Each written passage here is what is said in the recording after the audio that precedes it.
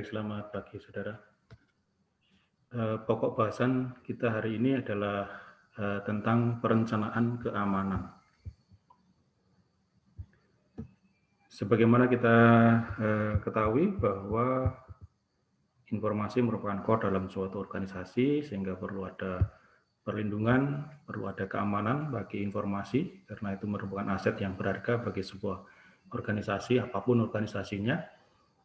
Nah, kemudian karena pentingnya keamanan informasi tadi, ya, jadi karena banyak ancaman, ya, kemudian gangguan itu bisa sewaktu-waktu terjadi karena sebuah sistem informasi dalam suatu organisasi pasti tidak hanya dioperasionalkan stand alone, tetapi juga di-share dalam sebuah jaringan, kemudian yang lebih luas lagi tentunya dalam jaringan internet yang lebih luas. Sehingga di dalam jaringan internet itu merupakan sebuah jaringan yang memang tidak aman karena pasti pengguna yang tidak terauthorize itu akan lebih banyak daripada yang pengguna terauthorize, ya, terkait dengan sistem informasi dalam suatu organisasi.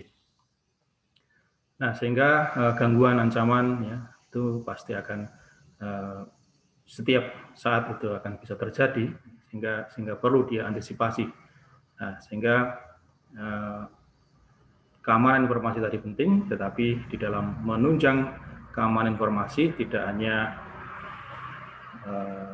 fokus pada perlindungan pengamanan informasi saja, tapi juga pada keamanan yang lainnya, level-level keamanan yang seperti misalkan keamanan fisik, keamanan personal, keamanan komunikasi, ya, dan sebagainya. Sehingga dengan demikian sebuah sistem keamanan atau program keamanan terhadap sebuah sistem informasi itu perlu ada perencanaan dengan sebaik-baiknya. Dan sebagaimana juga sudah kita ketahui bersama bahwa begitu pentingnya keamanan informasi, maka setting atau perencanaan itu sudah harus dimulai, ya, programnya itu sejak sistem itu dibangun, ya. Sehingga kalau kita lihat, ya, model pengembangan sistem informasi dan model pengembangan keamanan informasi itu memiliki pola yang sama. Sehingga begitu sistemnya dibuat, maka pada saat itu juga perencanaan atau program keamanan informasi juga harus dikembangkan.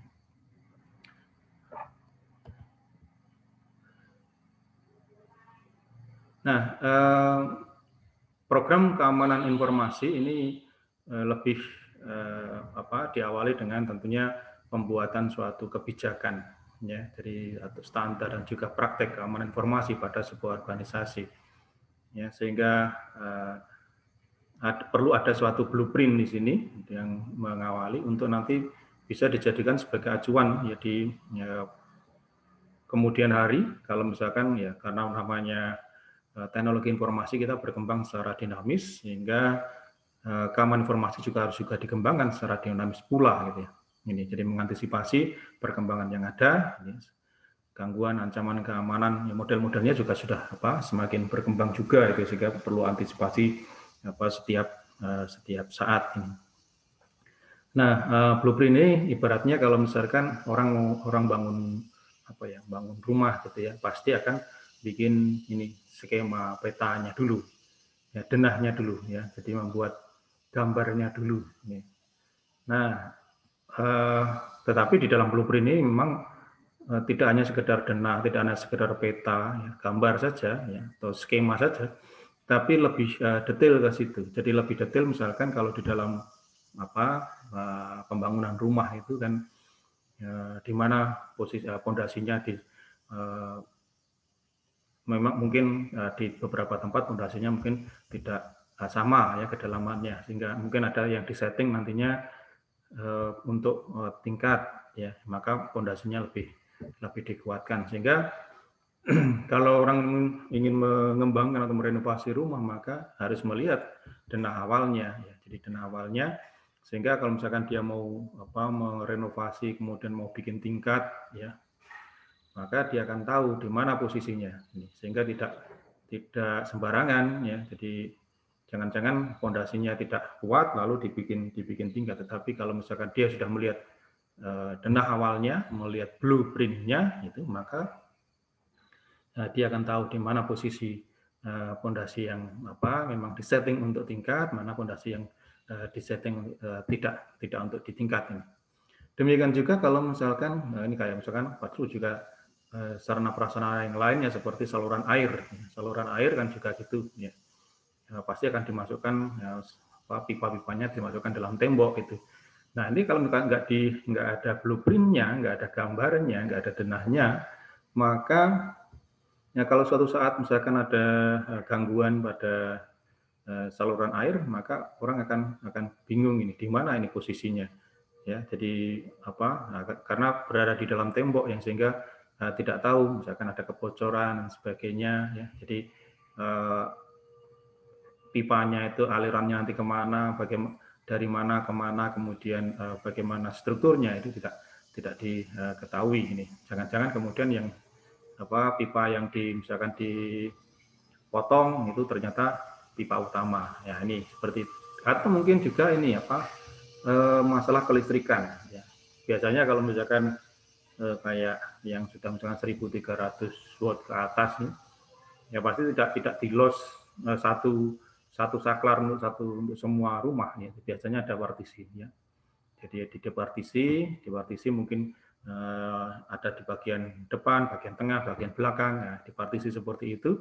Sehingga kalau suatu saat ada kendala kelistrikan di suatu area, maka tidak perlu mematikan seluruh aliran listrik keseluruhan, ya. Cukup di area yang bermasalah sehingga yang di tempat yang lain tetap bisa digunakan untuk operasional seperti biasanya. Ini.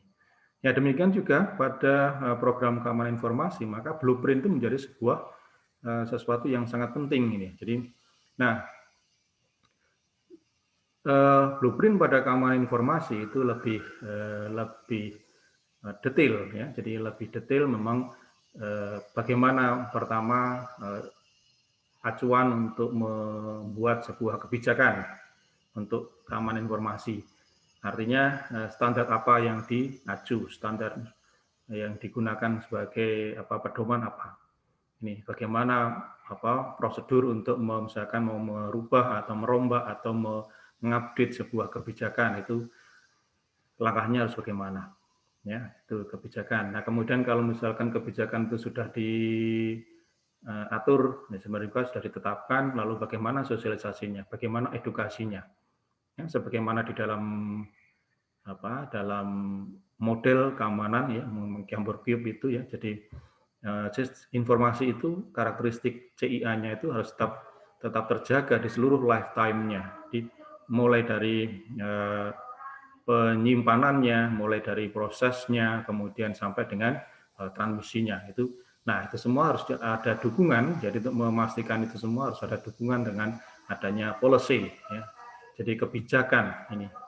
Sehingga bagaimana kebijakan itu, ya, bagaimana mengkonstruksi kebijakan itu, ya, apa saja yang harus dipertimbangkan untuk mengambil sebuah kebijakan ini.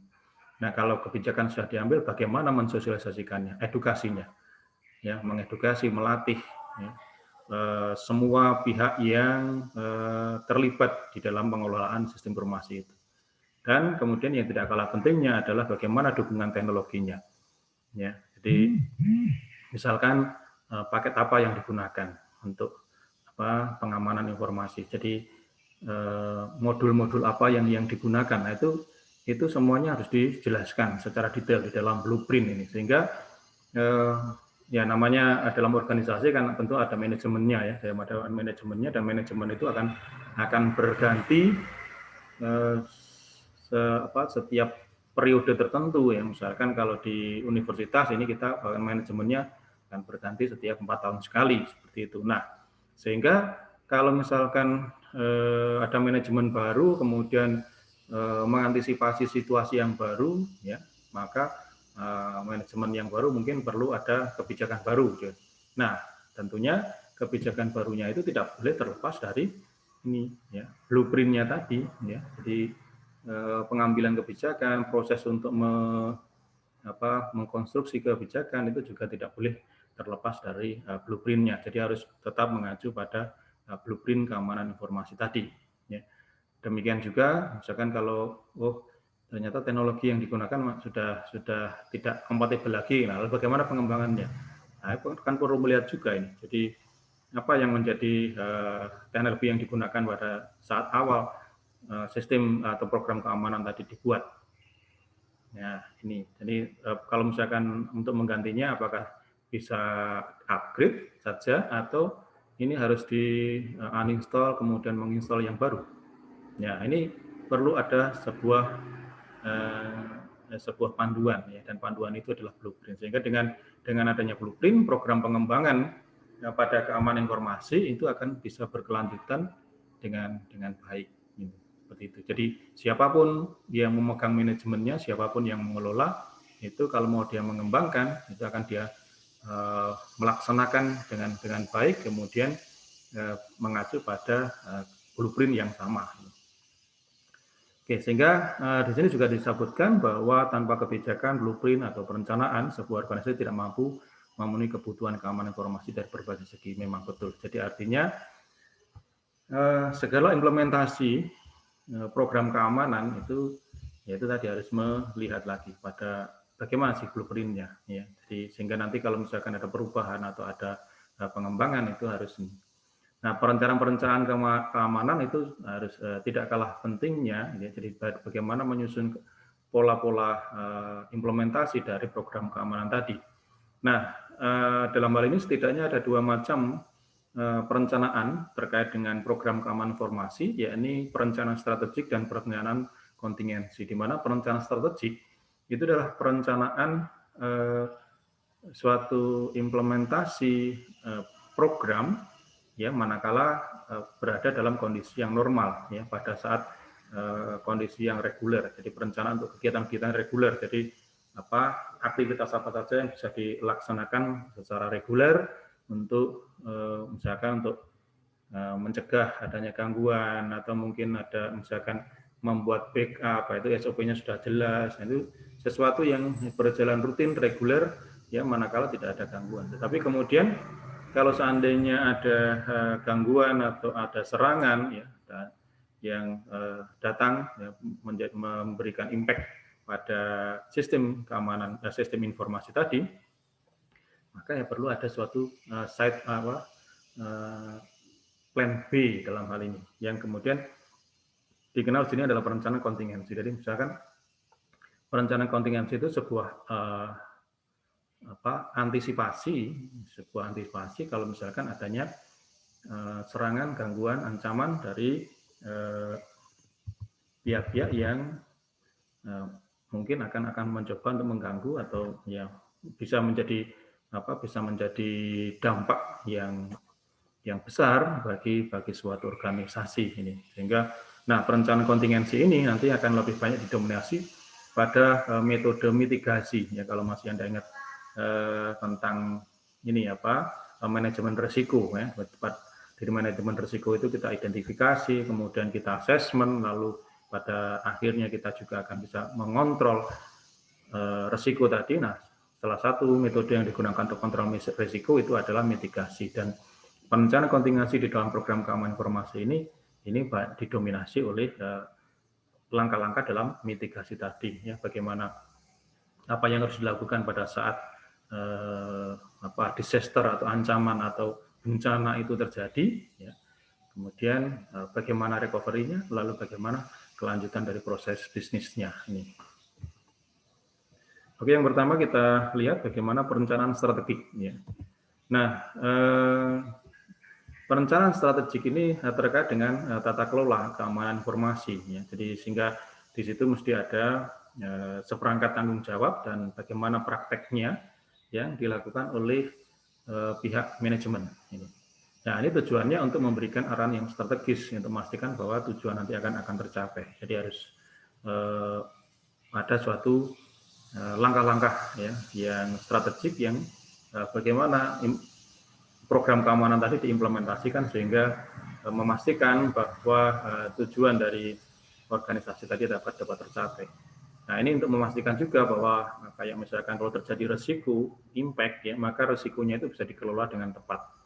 Ya, bisa di tingkat dampak kerugiannya itu bisa ditekan seminimal mungkin ya. Sehingga dengan adanya tata kelola keamanan informasi tadi diharapkan akan muncul adanya keselarasan secara strategis.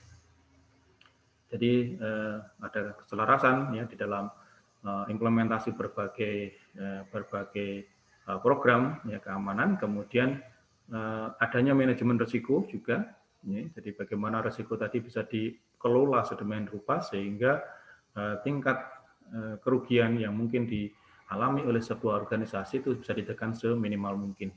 Kemudian ukuran kinerja manajemen sumber daya juga ini akan melihat dengan tata kelola tadi bisa diukur ya, harus diakses ya, kira-kira program implementasi dari program keamanan tadi bisa berjalan dengan baik atau tidak.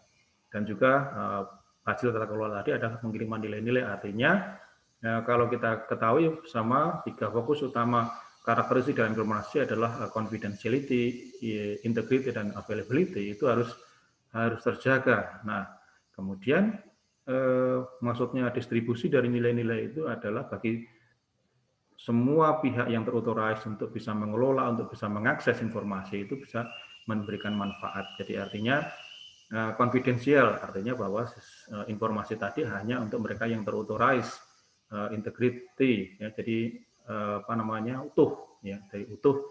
Kemudian availability, jadi artinya bahwa informasi tadi harus bisa diakses, ya, selalu ada, ya, jadi selalu tersedia kapanpun dimanapun bisa diakses oleh mereka-mereka yang terotorized. Nah, ini yang dimaksud dengan distribusi nilainya. Jadi artinya nilai CIA dari sebuah keamanan, ya, aset keamanan itu akan selalu ada, ya, dan selalu terjaga untuk semua person, semua pihak yang terotorized yang memang punya hak untuk mengakses informasi itu.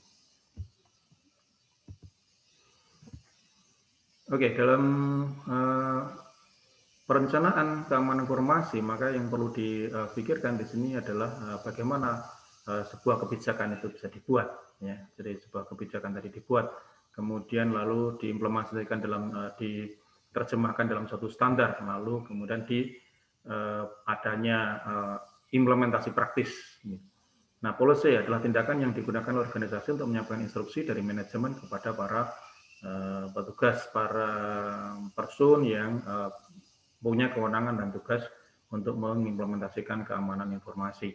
Nah, policy di sini tadi sekali lagi di dalam membangun sebuah policy tetap sebuah manajemen itu harus melihat blueprint dari keamanan informasi yang telah ditetapkan. Jadi harus melalui prosedur yang sudah ditetapkan, apa saja yang menjadi pertimbangan untuk misalkan kalau melakukan suatu update kebijakan dan sebagainya. Oke, nah tetapi policy tadi itu masih sifatnya masih secara umum gitu. Jadi artinya bahwa mungkin misalkan kebijakan bahwa sebuah aset informasi harus diakses secara efektif dan efisien. Nah, misalkan kebijakan seperti itu, lalu bagaimana implementasinya? Standarnya bagaimana? Standar untuk mengatakan efektif dan efisien itu apa? Ya, ukurannya apa? Nah, ini ada standar. Ya, jadi pernyataan yang lebih detail tentang apa yang harus dikerjakan untuk memenuhi kebijakan tadi. Ya, jadi tadi kebijakannya mengatakan harus dikelola secara efektif dan efisien, maka standarnya itu akan memberikan suatu indikator-indikator, ya. Jadi menerjemahkan dalam indikator-indikator kapan itu dikatakan efektif dan kapan dikatakan efisien. Nah, berkaitan dengan standar dan indikator-indikator yang ada pada standar tadi, maka kemudian diterjemahkan pula dalam sebuah SOP praktis. Ya, jadi praktisnya bagaimana? Ya, apa yang harus dikerjakan oleh misalkan operator, apa yang harus dikerjakan oleh admin, apa yang harus dikerjakan oleh manajemen, apa yang harus dikerjakan oleh subbagian teknologi informasi dan sebagainya. Jadi dalam organisasi ada bagian-bagian dan apa yang harus dikerjakan oleh masing-masing bagian tadi itu harus dirumuskan secara tegas dan jelas dan detail, ya. Konkretnya bagaimana? Itu untuk praktis. ya. Jadi praktis ya, prosedur dan guideline itu harus secara efektif ya, bagaimana itu memenuhi ya kebijakan tadi. Jadi artinya apa yang harus dilakukan itu didasarkan pada standar yang ada, di mana standar yang telah ditetapkan itu digunakan untuk merupakan pengejauhantahan atau implementasi dari policy. Nah, ini keterikatan antara policy, standar, dan praktis tadi, prosedur praktis. Ya, ini di mana policy ini dikeluarkan oleh manajemen, ya, kemudian untuk bisa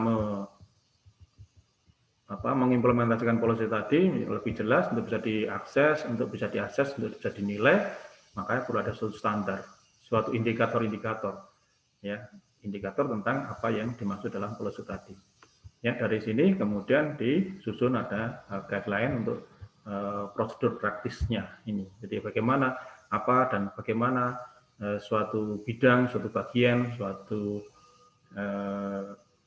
person yang memiliki tugas tertentu itu harus melakukan tugasnya dengan sebaik-baiknya. Jadi itu keterkaitan antara policy, standar, dan prosedur ya. Jadi yang harus kelola sedemikian rupa sehingga setelah mereka akan inline. Jadi jangan sampai kemudian prosedur ya praktisnya itu disusun kemudian tapi bertentangan dengan standar atau standarnya diberikan.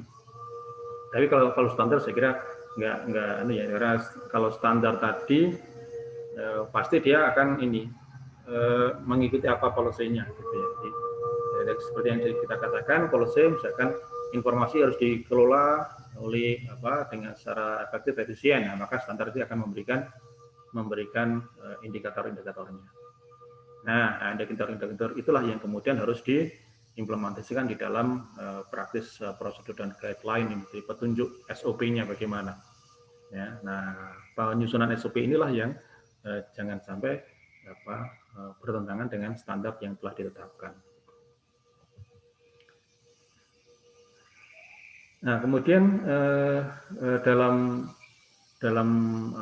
perencanaan implementasi program keamanan informasi, maka Chief Information Officer biasanya dalam sebuah organisasi itu akan membuat dokumen eksekutif, ya, sebuah dokumen eksekutif untuk level eksekutif yang disebut sebagai Enterprise Information Security Policy. Jadi kebijakan untuk keamanan informasi, ya. Jadi kebijakan untuk keamanan informasi itu ya, jadi tadi yang kita katakan, di kebijakan itu berbentuk ESP ini yang nantinya akan memberikan aturan arahan strategis ruang lingkup dan gerak irama untuk semua upaya keamanan di dalam organisasi ini. Jadi tujuan dari ESP ini itu tidak lain untuk memastikan pemenuhan persyaratan ya, penyelenggaraan program yang bertanggung jawab terhadap berbagai komponen organisasi ya ini. Dan juga mungkin juga karena adalah kebijakan lokal organisasi itu juga mungkin ada memberikan suatu konsekuensi hukuman khusus ya untuk tindakan yang indisipliner ya. Jadi misalkan seseorang itu memiliki hak akses karena jabatannya, karena kedudukannya dia memiliki hak akses kewenangan, tetapi kemudian dia mempergunakan atau mengelola aset informasi yang menjadi tanggung jawabnya itu tidak sesuai dengan SOP yang berlaku, atau mungkin juga bisa menyalahgunakan kewenangannya untuk mengelola informasi tadi, sehingga dengan demikian maka ada suatu hukuman khusus bagi dia karena sudah melanggar atau melakukan tindakan indisipliner ya, misalkan saja ya, jadi bukan hukuman pidana atau apa, tapi hukuman di sini terkait dengan sanksi, misalkan contohnya hak akses dari yang bersangkutan dicabut, jadi artinya atau mungkin hak aksesnya akan dikurangi, ya, sehingga tidak atau malah mungkin juga tidak ditempatkan pada jabatan itu, nah, atau dipindahkan ke tempat lain itu. Nah, ini merupakan sebuah pedoman atau kebijakan untuk keamanan informasi yang memberikan konsekuensi untuk hukuman pada tindakan-tindakan yang indisipliner. organisasi juga harus memberikan instruksi kepada para anggotanya untuk bagaimana penggunaan yang tepat terhadap teknologi dan operasi-operasi rutin ya yang harus dilakukan ya, sehingga di sini ada juga disusun policy atau kebijakan pada keamanan yang ini mengantisipasi adanya problem-problem yang mungkin muncul gitu ya. Jadi misalkan kalau yang paling berbahaya itu kalau human error ya, jadi human error. Orangnya tidak menyadari kalau dia salah, tapi kemudian ternyata apa yang dilakukan kemudian berdampak kuat pada sistem informasinya ini. Ya, jadi misalkan tidak sepertinya rutin biasa, kemudian tidak sengaja lalu menekan tombol sesuatu yang kemudian menghapus data. Nah, ini kan juga merupakan sesuatu yang mencelakakan ya. Ya seperti yang sudah kita bahas pada pertemuan sebelumnya. Jadi antara pencuri fisik ya, secara pencuri ya. Kemudian dengan hacker ya. Lalu dengan orang yang salah menghapus data ini, pekerja biasa yang salah menghapus data ini. Ya dia rutin saja melakukan, tapi kemudian tidak sengaja menghapus ini yang justru tantangan yang paling berat di sini, tantangan yang paling berat ya, karena mereka bekerja kalau pencuri sudah kelihatan ketahuan dia melakukan tindak pidana, sudah ada hukumnya. Kemudian hacker itu ya kalau misalkan ada sesuatu yang akibat perbuatannya kemudian merugikan ya, kemudian terkait dengan cybercrime ya udah ini akan kena juga, ini sudah jelas nih. Tapi bagi pekerja biasa yang melakukan pekerjaannya secara rutin ya tanpa sengaja, nah, itu kan menjadi sesuatu yang belum tidak ada regulasinya, tapi ini orang yang ya sudah terlanjur ya sudah salah, itu merupakan suatu human error. Ini yang sering lebih menjadi ini ya ancaman yang paling mengganggu ini di dalam satu organisasi. Ya, sehingga dengan mengantisipasi problem-problem spesifik yang mungkin muncul tadi, maka diperlukan adanya bagaimana pendidikan, bagaimana pelatihan, bagaimana untuk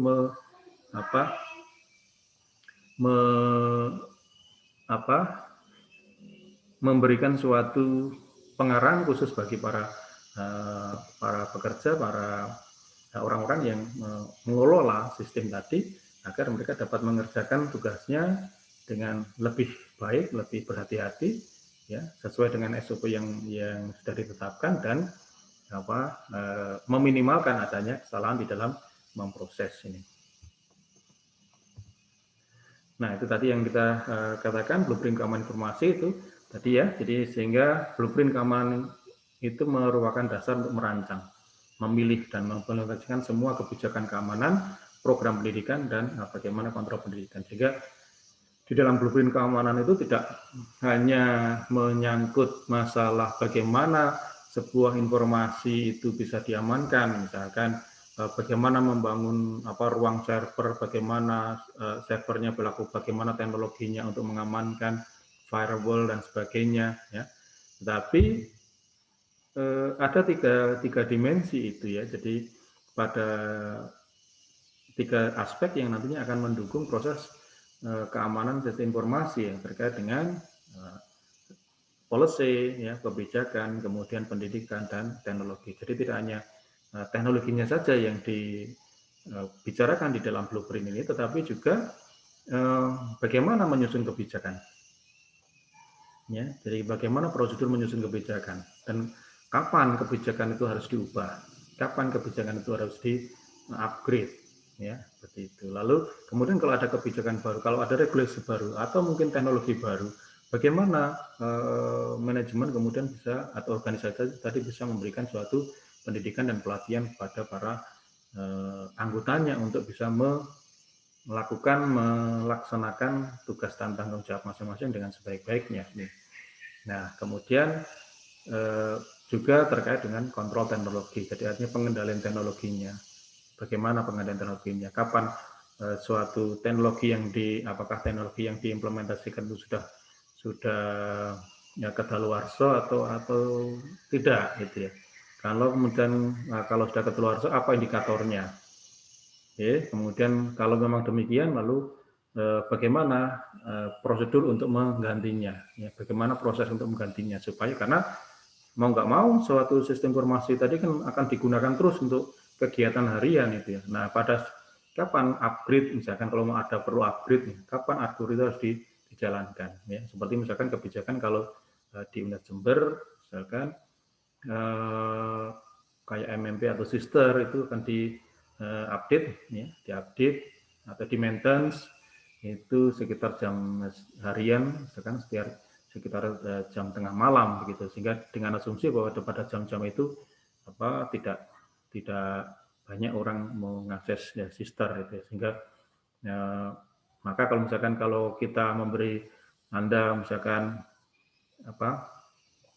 tugas lalu deadline uploadnya itu sampai jam 23 gitu ya, jangan mendekati deadline gitu ya, karena ya pada jam-jam tengah malam itu nanti rentan jangan-jangan sedang berlangsung maintenance sehingga kita tidak bisa atau mungkin terganggu ya, terhambat untuk bisa mengupload dengan sempurna.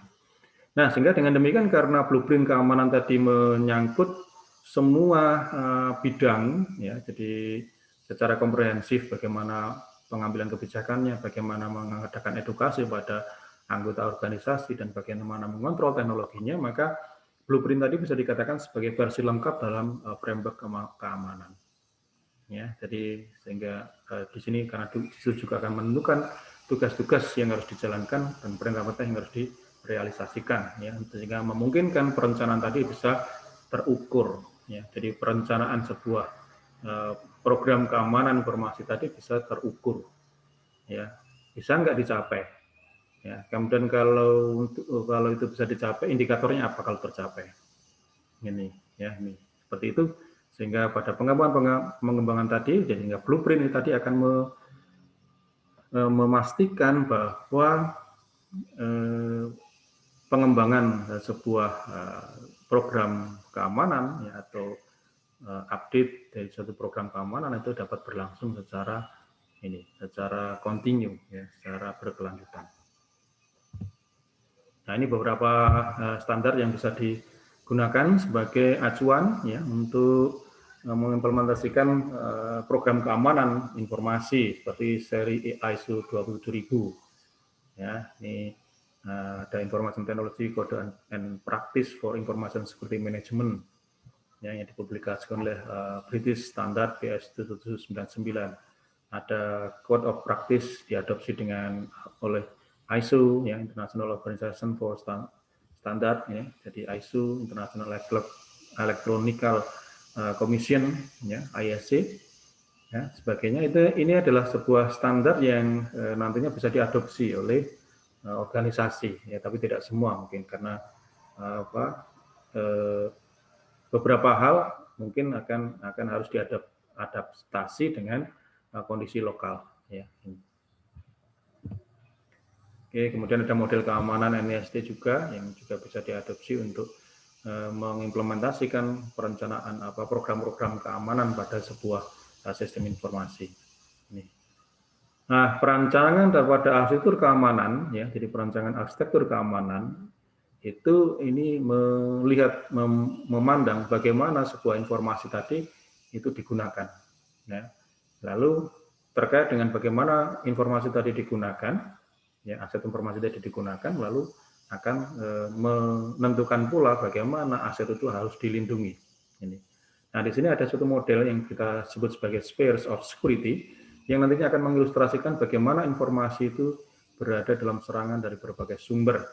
Maka level kontrolnya itu mulai dari manajemen, operasional, dan teknikal. Jadi manajemen yang menyangkut proses keamanan yang dirancang dalam perencanaan strategis ini yang dilaksanakan oleh administrasi keamanan. Kemudian operasional berkaitan dengan operasional fungsi keamanan dalam organisasi, sementara teknis itu menangani implementasi teknis yang berkaitan dengan perancangan dan implementasi keamanan dalam organisasi. Nah, ini adalah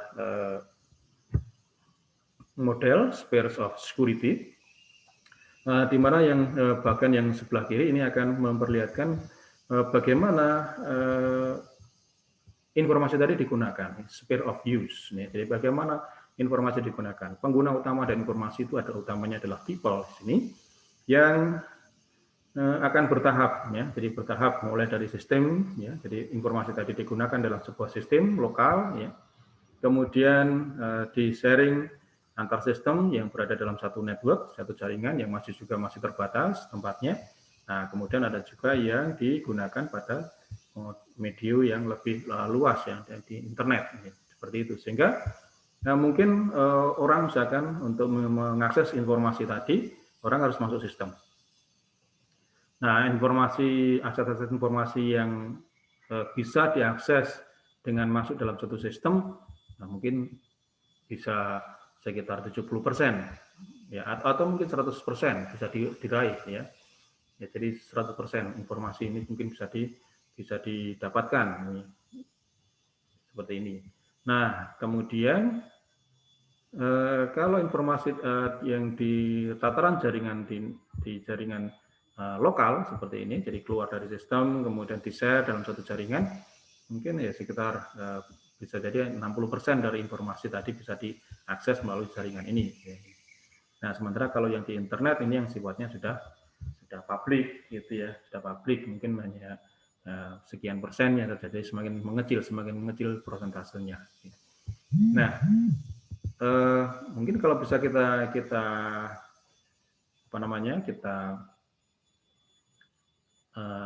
analogikan, maka seperti di dalam sistem ini adalah kelompok dari informasi-informasi yang konfidensial.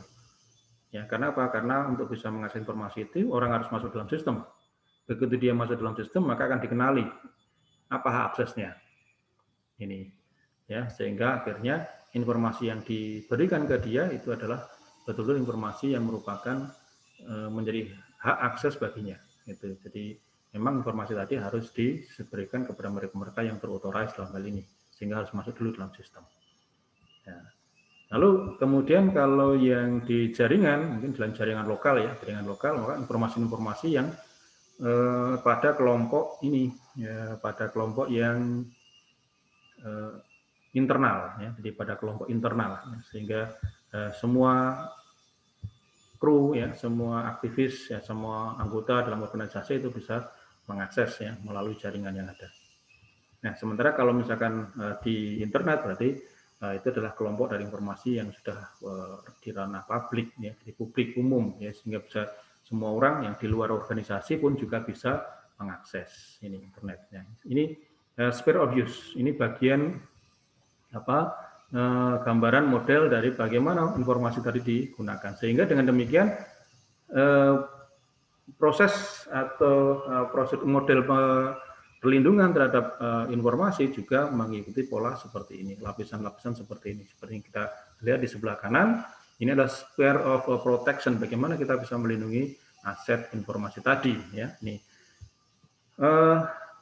secara teknologi, ya, ini dibedakan, yang sebelah kiri ini secara teknologi, sebelah kanan bagaimana melindungi informasi tadi dalam kaitannya dengan people, ya, penggunanya. Nah, informasi, ya, di informasi ini jelas di awal, ya, pada lapisan awal dia harus dienkripsi, ya, dienkripsi. Kemudian harus ada backupnya, ya. Jadi kalau misalkan terjadi sesuatu maka tetap ada backupnya, ya, di awal. Kemudian ada akses kontrol di sini juga, ya, ada akses kontrol di sini secara teknologi yang tadi begitu orang masuk dalam sistem, masuk dalam dia menginputkan login pada suatu sistem, maka ya jelas dia nanti akan diidentifikasi, ya, siapa dan apa yang menjadi hak aksesnya. Ya, ini jadi pada lapisan ini, ya, sebelum informasi tadi bisa didistribusikan di dalam sistem. Ya. Nah, secara lanjut sebelum dari sistem kemudian sebelum di-share, ya, ini juga ada lapisan lagi sebelum di-share dalam sebuah jaringan lokal, ya, network. Ini juga ada lagi access control, ya. Ini siapa-siapa yang boleh melihat, siapa-siapa yang tidak. Ini. Ya, ada akses kontrol di sini, kemudian ada patch and upgrade, lalu kemudian ada monitoring juga di sini yang harus menjadi kontrol itu. Ya, kemudian host IDPS, ya, intrusion detection, ya, prevention system yang nantinya ini digunakan untuk supaya yang ada di network ini tidak sampai mengintrusi sistem, ya, tidak sampai menyusup pada sistem. Bagaimana harus dilindungi oleh lapisan ini. Ya, kemudian lapisan berikutnya, ini terkait dari network, kemudian di spread dalam internet, ya. Maka di situ harus ada firewall yang bisa membatasi antara dunia luar dengan dunia di dalam, ya. Jadi antara yang trusted network dengan untrusted network. Jadi di internet itu untrusted, ya, karena di situ banyak sekali semua user, semua pengguna yang mungkin tidak berada dalam satu organisasi, ya, tidak terlibat dalam satu organisasi, maka mereka merupakan sebenarnya yang tidak terauthorize, ya, tapi mereka bisa melihat ini. Ya. Oke, ya. Kemudian di sini juga ada network IDPS juga, ya, ada proxy server, ya, seperti ini. Dan ada akses kontrol juga di sini, ya. Jadi ada akses kontrol. Lalu ada monitoring juga, ya. Ini ada proses ini, ya. Jadi firewall tadi untuk ini membatasi, ya. Jadi merupakan pembatas antara dunia luar dan dunia dalam. Nah, kemudian terkait dengan proteksi dikaitkan dengan pengguna dalam people, ya, tadi. Maka people tadi akan dibatasi, ya, akan diatur oleh adanya policy dan law, ya. Ini jadi baik diimplementasikan dalam sistem, baik diimplementasikan di dalam network dan internet, ya, maka informasi tadi akan dibatasi, akan diatur oleh policy atau kebijakan dengan hukum.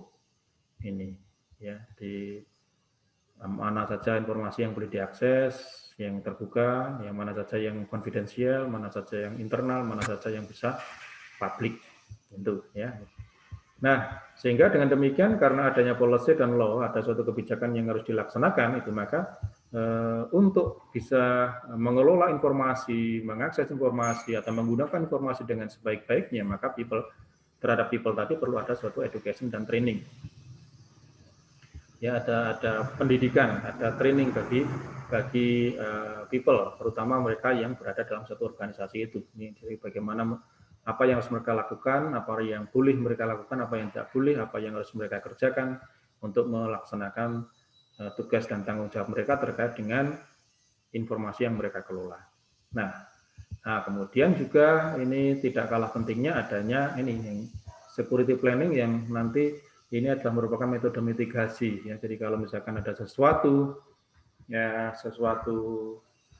ancaman, suatu serangan atau mungkin juga bencana yang terjadi, ya, baik dalam lapisan informasi, lapisan sistem maupun lapisan yang antara network dan internet, ya, maka itu dikenakan ini, ya. Jadi ada incident response, kemudian ada disaster recovery dan ada business continuity. Jadi artinya kalau Anda masih ingat, ini adalah merupakan tahapan-tahapan yang ada pada proses atau metode mitigasi, ya, pada pengendalian risiko, ya. Jadi insiden respon, apa yang harus dilakukan pada saat insiden terjadi. Kemudian kalau disaster recovery, apa yang harus dilakukan untuk bisa ada pemulihan pasca serangan, pasca bencana. Kemudian dengan memperhatikan beberapa indikator, maka ya bagaimana penentuan bisnis continuity, kelanjutan bisnisnya bagaimana, ya, pasca itu semua. Nah, ini di sini ini security planning yang terkait dengan metode mitigasi, ya, jadi pada people-nya, ya, di sini, sehingga kita bisa melihat di sini di dalam sphere of protection, ya, karena banyak gangguan dan serangan yang mungkin muncul, ya. Jadi tadi problem-problem yang mungkin muncul, ya, dalam sebuah sistem informasi, ya, maka harus dikaitkan dengan ini, ya. Jadi sphere of security tadi adalah terkait dengan sphere of use dan sphere of protection, bagaimana perlindungannya. Nah, untuk perlindungan ini terkait dengan ini, disesuaikan dengan bagaimana pola dari penggunaan informasi. Nah, ini beberapa skema yang umum ya digunakan di dalam sebuah jaringan ya, dalam teknologinya ya. Jadi ini ada untrusted dan trusted network ya, kemudian ada firewall yang membatasi itu. Jadi sehingga di sini ada router filtering, ada filtering eksternal, ada filtering internal ya, untuk bisa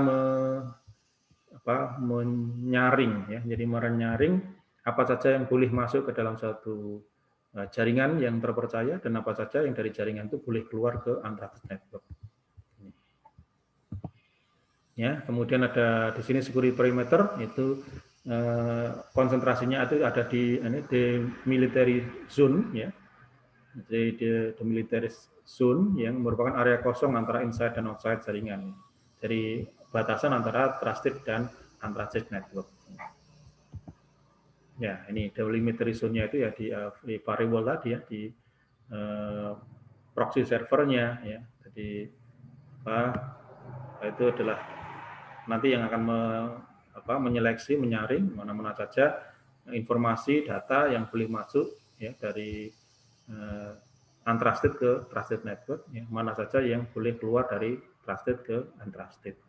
Ini sehingga kalau misalkan salah satunya gini, kalau misalkan Anda punya gadget ya, lalu Anda menginstal sesuatu aplikasi, maka kalau install aplikasinya dari sumber yang tidak resmi, misalkan bukan dari Play Store atau ya yang lain yang resmi misalkan, maka akan selalu akan ada notifikasi. Ini akan membahayakan perangkat Anda, itu apakah Anda akan melanjut atau tidak ya, sehingga selalu akan ada notifikasi di situ ya. Kita yang kalau misalkan kita ini dari sumber yang tidak terpercaya, terus kemudian kita mau lanjutkan untuk install, ya kita harus bertanggung resikonya ya ini kita tanggung gitu ya. Jadi kalau misalkan terjadi apa-apa ya, jadi karena sistem itu sudah mengindikasikan bahwa ini sumbernya dari sumber yang tidak terpercaya. Ini kalau misalkan diinstal masuk ke sini, nah ini akan mengganggu ini akan ada kemungkinan untuk bisa merusak sistem yang ada di dalam. Nah, itu kalau misalkan kita sebagai pemilik pengguna ya, kemudian mengizinkan ya, sesuai dengan otoritas kita, ya maka ya itu tadi ya. Jadi sebagai risiko itu kita yang nanggung gitu ya, seperti itu. Tapi kalau misalkan dari yang trusted, yang misalkan kalau misalkan kita menggunakan akun Google misalkan ya, dan maka di Play Store itu sudah terverifikasi. Biasanya kalau misalkan kita menginstal sesuatu maka akan diverifikasi ya, dengan verifikasi kalau aman lalu bisa lanjut pada download lalu install pada gadget kita, pada perangkat kita. Nah, kemudian terkait dengan ini program pendidikan dan latihan tadi ya, dari education pada people yang jadi di sini ada program yang dinamakan SETA, Security Education Training and Awareness ya. Nah, program keamanan ini bisa bersifat education, bisa bersifat training, bisa bersifat awareness atau kepedulian. Nah, kepedulian misalkan ini kalau misalkan di ruangan misalkan ada tulisan hemat energi. Nah, hemat energi ini tidak hanya terkait dengan misalkan supaya tidak terlalu banyak sumber daya yang dieksploitasi, misalkan kalau listriknya yang keluar ruangan, lampu harus dimatikan, sebagainya, atau semua peralatan listrik harus dimatikan. Nah, itu selain untuk memang efisiensi di dalam operasional sebuah organisasi, tapi juga menyangkut soal keamanan juga. Bayangkan kalau misalkan seandainya ada sesuatu yang terjadi di mana perangkat itu masih menyala, kemudian listriknya masih mengalir, tidak dimatikan, di situ tidak ada orang, terjadi sesuatu, nah maka akan menjadi misalkan konslet atau apa yang kemudian akan berdampak buruk terhadap lingkungan itu. Sehingga awareness di sini. Siapapun yang berada di tempat itu harus aware. Kalau misalkan di situ juga ada misalkan di ada di ruangan, di dindingnya, ada ditempatkan misalkan fire extinguisher, ya, maka semua orang yang bekerja di dalam ruangan itu juga harus aware, artinya mereka harus tahu bagaimana cara menggunakannya dengan benar, ya. Sehingga kalau suatu terjadi, ya dalam ruangan itu ada timbul gejala kan misalkan kebakaran, maka dia bisa bagaimana proses mengambilnya, bagaimana membukanya, lalu bagaimana mengoperasikan peralatan itu harus bisa ini. Sehingga ini awareness, ya, kepedulian terhadap keamanan di dalam lingkungan pekerjaannya. Tuh, ya. Kemudian juga kalau misalkan di gedung-gedung itu ada ini stiker atau arah evakuasi. Nah, ini mesti harus diketahui mereka yang bekerja di lingkungan suatu, misalkan di lantai berapa, ya, di satu ruangan. Nah, mereka juga harus paham, ya, karena memang kalau misalkan tidak kalau misalkan terjadi sesuatu, biasanya kan kayak lift itu kan nggak boleh dipakai, jadi harus pakai tangga manual. Nah, di situ kemudian akan tertulis di mana arah evakuasinya. Karena ada gempa, ada kebakaran, ada bencana macam-macam gitu. Nah, bagaimana menyelamatkan diri? Nah, itu harus semua orang yang berada di lingkungan kerja itu harus memahami di situ. Oh, nanti kalau dia harus tahu arah evakuasinya, ya. Sehingga di beberapa tempatnya, misalkan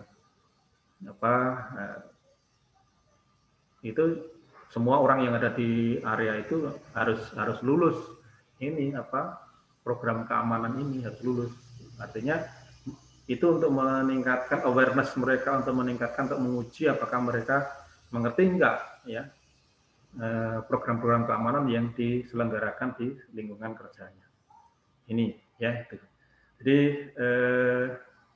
program ini meliputi education, pendidikan akan keamanan. Biasanya kalau ini ada diplomnya, kemudian security of training, ya, jadi pelatihan-pelatihan mungkin biasanya yang bagi mereka yang memang memiliki kewenangan untuk mengelola keamanan informasi. Kemudian kalau security awareness, kepedulian atas keamanan itu semua pihak, ya, baik itu officer maupun bukan, ya, maka atau karyawan biasa atau pekerja biasa, maka semua yang ada di situ harus memiliki kepedulian terhadap keamanan tadi. Ini setiap orang akan dilatih, ya, minta untuk peduli, ya, karena misalkan kalau tidak, ya maka akan mengakibatkan dampak yang lebih buruk lagi kalau terjadi suatu bencana atau suatu serangan. Oke, berikutnya adalah contingency plan. Ini tadi perencanaan yang terkait kalau misalkan ada sesuatu yang ini bencana atau serangan itu terjadi, ya, maka ada contingency plan. Di mana contingency plan tadi itu akan didasarkan, ya, jadi harus mendasarkan pada analisis pada impact bisnisnya, ya, analisis impact bisnisnya untuk dapat mengambil tindakan, ya, pada saat incident response, disaster recovery, ya, jadi pada business continuity. Ya, ini adalah timeline pada contingency plan tadi. Jadi incident response itu adalah respon pada saat insiden terjadi, ya, pada saat misalkan terjadi suatu kebakaran dalam ruangan, misalkan, maka apa yang terjadi? Ya, kalau masih kecil misalkan bisa menggunakan fire extinguisher, ya. Kalau sudah besar harus memanggil pemadam kebakaran atau bagaimana planningnya. Nah, yang pertama di dalam insiden respon itu harus bisa insiden tadi sudah deteksi, ya. Jadi pada saat serangan terjadi, maka yang muncul di sini adalah ini, incident detection. Jadi deteksi pada insiden. Ya, kalau misalkan bencananya itu secara fisik itu akan mudah untuk dideteksi, ya. Oh, ini terjadi kebakaran, oh ini terjadi banjir, ini terjadi gempa bumi, ini insiden. Tapi yang serangan di sini, ya, terlebih pada ini sesuatu yang tidak kasat mata. Misalkan kalau dalam sistem misalkan ada penyusup, bagaimana kita bisa melihat ini? Ada penyusup, ada yang mau menggunakan atau mengganggu isi atau mencuri informasi yang ada pada sistem, misalkan seperti itu. Nah, Ini pada saat serangan berlangsung ini harus bisa dideteksi. Ya, jadi harus dideteksi. Jadi artinya sistem harus dilengkapi dengan sebuah alarm di mana ini terjadi ada pengguna yang tidak terauthorize, misalkan yang mencoba untuk mengambil sesuatu yang di luar hak aksesnya. Seperti itu. Nah, kemudian pada post attack hours, jadi artinya ya, dalam waktu yang tidak lama setelah selesainya serangan, maka ya ada reaksinya. Jadi reaksinya apa? Kemudian disaster reaksinya apa untuk menentukan bagaimana kita bisa merecover disaster tadi. Tuh. Nah, di sini juga ada incident recovery ya. Ini setelah post attack ya. Jadi mungkin dalam beberapa hari setelah serangan terjadi.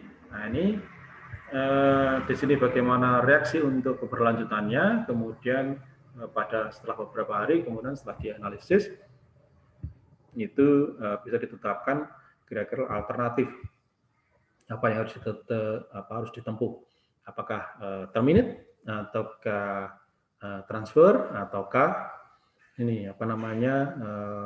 berpindah pada bidang usaha yang lain atau bidang pekerjaan yang lain. Ini opsinya. Ini post attack setelah beberapa hari. Ya, seperti disaster recovery itu juga post attack mungkin memakan waktu beberapa hari untuk bisa recover atau memulihkan keadaan tadi. Jadi memulihkan nilai-nilai aset yang mungkin terdampak dari adanya disaster tadi.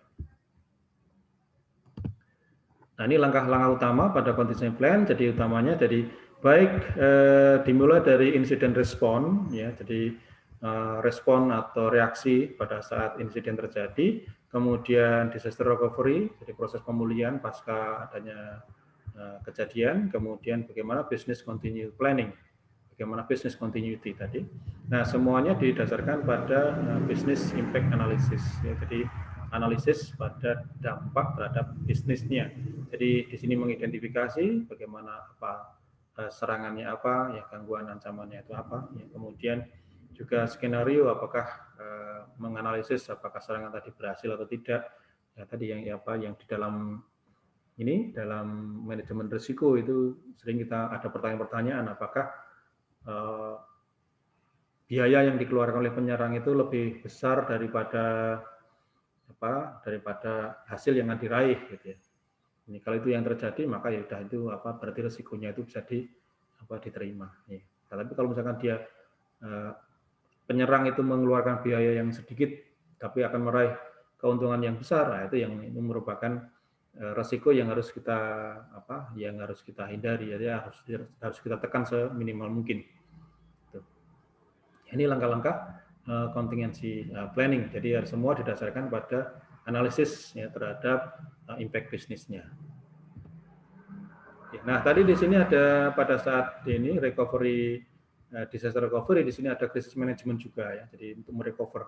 Jadi yang dipulihkan itu tidak hanya aset-aset yang mungkin terdampak ya. Jadi misalkan kalau datanya hilang lalu bagaimana memulihkan atau mengembalikan lagi data-data itu ya. Bagaimana mengambil dari sumber backup dan sebagainya. Nah, tapi juga ada krisis manajemen yang ini lebih ditujukan pada person ya, jadi person pada pihak yang misalkan kalau katakanlah orang yang punya usaha ya, toko atau apa dan terbakar, kan pasti akan terdampak ini tidak hanya secara fisik juga terhadap psikologisnya ini utamanya, ini psikologisnya sehingga di sini pada manajemen krisis itu aksi yang dilakukan selama dan setelah bencana yang fokus pada personil yang terlibat dalam penanganan itu. Tidak hanya pemilik, tidak hanya yang tentunya akan terdampak lebih hebat ya, tapi juga pada mereka yang menangani disaster tadi ya. Jadi menangani disaster itu juga kayak misalkan pemadam kebakaran itu misalkan kalau apinya nggak padam-padam kan juga stres juga itu ya ini.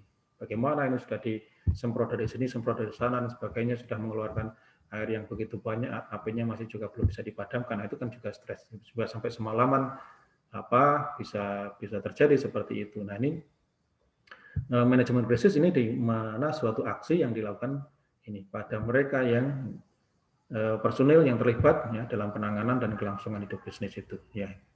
Sehingga tim manajemen krisis ini bertanggung jawab untuk menangani dukungan personil dan keluarga ya. Di bagaimana pendekatannya, bagaimana mereka biasanya banyak relawan ya dalam bidang psikologis di sini untuk misalkan memberikan ketenangan sehingga tujuannya nantinya tujuannya adalah agar person tadi itu punya mereka bisa move on ya, artinya bisa mengevaluasi lebih baik lagi bagaimana apa yang menyebabkan itu terjadi ya, apa yang permasalahannya sehingga nanti ke depan jangan sampai terjadi lagi.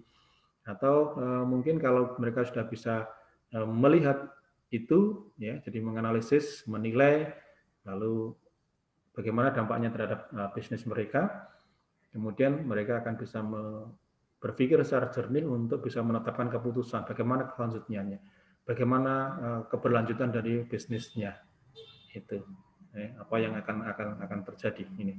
Demikian juga di dalam sebuah organisasi tentunya sistem informasi dalam sebuah organisasi ya, maka yang pihak-pihak yang bertanggung jawab pasti kalau misalkan terjadi sesuatu pasti mereka yang paling stres ya, paling depresi, paling terbebani begitu ya, berbeda dengan user biasa gitu ya. Ya ini ya, jadi misalkan kalau di dalam sistem ini ada ada virus, ada gangguan ya dalam sistem informasi kita, maka pasti pihak yang pengelolaannya dalam hal ini PT TIK yang pasti akan memiliki beban yang lebih tinggi dibandingkan dengan sivitas akademika yang lain. Ya, ini perlu sehingga nanti personal tadi bisa bertindak, berpikir dengan baik, lalu bisa melakukan tindakan lanjutannya, ya bagaimana recovery, ya, kemudian bagaimana melaksanakan plan yang lain, ya kalau misalkan plan yang sekarang dilaksanakan itu akan menemui terminate atau jalan buntu. Ya, kemudian juga memastikan masyarakat selalu mendapatkan informasi aktual. Itu artinya ya kayak universitas, organisasi universitas kita ini kan juga memiliki banyak mitra gitu ya. Jadi kalau misalkan ada sesuatu terjadi ya terhadap sistemnya, maka kan juga akan berakibat juga pada mitra ini, sehingga kalangan mitra pun juga harus mendapatkan informasi yang valid untuk pengembangan penanganan dari bencana atau gangguan tadi. Oke, nah jika insiden itu merupakan sebuah pelanggaran hukum, maka mau nggak mau harus ada keterlibatan penegak hukum, ya. Kebakaran, mungkin ada sabotase, atau mungkin ada unsur kelalaian, ya. Dan dalam ini akan merupakan suatu pelanggaran hukum juga, ini. Atau mungkin juga adanya virus atau adanya serangan, ya. Nah, ini juga merupakan pelanggaran hukum, gitu. Tapi dalam hal ini, ya, pihak organisasi itu tidak punya kewenangan untuk memberikan hukuman pidana pada meskipun mereka tahu siapa yang melakukannya. Nah, maka ini adalah ranahnya adalah penegak hukum. Yang mereka punya kewenangan, mereka punya edukasi, mereka punya terlatih untuk menangani semua. Ini jadi ada keuntungannya di situ. Yakni akan penegak hukum tadi akan lebih siap bagaimana mereka mengumpulkan bukti, bagaimana memproses bukti, lalu bagaimana mereka kemudian berkomunikasi dengan pihak-pihak penegak hukum yang lainnya untuk proses pengadilan dan sebagainya yang nantinya untuk melakukan suatu konsekuensi hukum ya, pada mereka yang melakukan pelanggaran. Nah itu keuntungannya, ya. Tetapi kerugiannya sekali penegak hukum itu mengambil alih, ya, maka organisasi itu akan kehilangan kontrol. Mengapa? Ya sudah, karena proses hukum yang terjadi mungkin ada penyidikan, ada penyelidikan yang itu semua harus misalkan ada aset yang harus disita untuk diselidiki. Ya, kalau misalkan aset tadi itu digunakan untuk misalkan untuk pembelajaran atau untuk melakukan kegiatan rutin, ya akhirnya kan untuk sementara kegiatan rutin tadi bisa terhenti karena asetnya untuk sementara disita untuk misalkan diselidiki, ya, ada penyidikan situ. Ya, jadi organisasi ini mungkin tidak dapat informasi tentang kasusnya dalam beberapa waktu, mungkin dalam proses penyidikan terjadi, mungkin belum ada update informasi bagaimana progresnya, ya, ini sehingga akhirnya organisasi bisa saja ini menunggu dalam ketidakpastian. Oke, nah, yang ini jadi artinya bahwa aset, ya, kontrol itu akan terganggu, ya, organisasi tadi karena mereka tidak berwenang untuk itu, untuk menangani, sehingga perlu ada keterlibatan penegak hukum. Nah, kalau sudah keterlibatan penegak hukum, maka penegak hukum membutuhkan beberapa informasi untuk mereka melakukan penyelidikan dan penyidikan yang, ya, tidak menutup kemungkinan ada misalkan harus masuk menggeledah suatu ruangan atau melihat, sehingga dengan demikian aktivitas dari organisasi tadi mungkin juga bisa terganggu. Begitu, saudara, ini adalah pembahasan kita mengenai perencanaan program keamanan informasi. Jadi kita tahu, ya, jadi program keamanan informasi tadi ini diawali dengan adanya ini blueprint-nya, ya, sehingga nanti siapapun yang akan bekerja, siapapun yang akan mengelola itu akan bisa melaksanakan, mengimplementasikan program keamanan itu sesuai dengan tata aturan yang berlaku, akan sama untuk semuanya.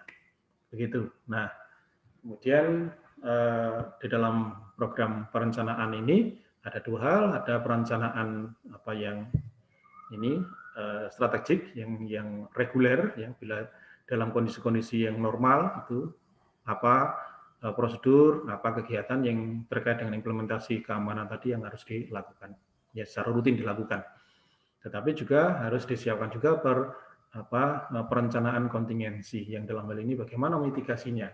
Kalau misalkan terjadi suatu serangan, tidak hanya serangan fisik, tapi juga mungkin serangan dalam soft, ya, secara soft, ya. Jadi misalkan ada orang yang menyusup dalam suatu sistem, ya, informasi, maka di situ sistem harus menyediakan adanya ini notifikasi. Jadi harus ada alarm di situ, ya, ada penyusup, ya, kemudian bagaimana menanganinya, ya, bagaimana mencegah agar penyusup tadi tidak melakukan aktivitasnya lebih jauh lagi, sehingga memberikan kerusakan atau kerugian dalam dampak yang lebih buruk lagi pada sistem informasi. Oke, saudara, dari sini maka dalam kita membicarakan mengenai proses manajemen risiko pada pertemuan yang lalu. Semakin banyak sekarang bahannya, dan semakin banyak pula bahan-bahan yang bisa Anda gunakan untuk melakukan wawancara. Sebagaimana yang sudah kita informasikan bahwa di MMP sudah saya buatkan Dropbox untuk Anda bisa mengupload laporan dari hasil wawancara Anda, ya, dan di dalam laporan tadi juga harus memuat di mana siapa yang mereka wawancari, ya, perusahaannya apa, lembaganya apa, ini di mana posisinya, ya, kemudian bagaimana hasilnya. Jadi banyak hal yang bisa, tadi saya tidak memberikan Anda harus bertanya ini, itu, dan sebagainya, tetapi dari materi yang sudah kita pelajari terkait dengan keamanan informasi, Anda bisa menanyakan bagaimana